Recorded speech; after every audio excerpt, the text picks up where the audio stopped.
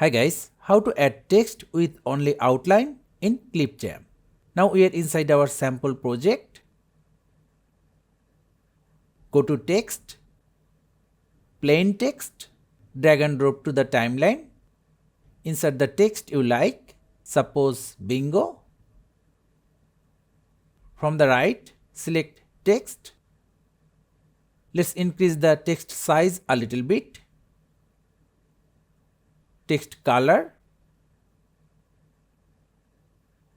advanced, enable outline, outline color, suppose white, settings, custom outline, totally up to you.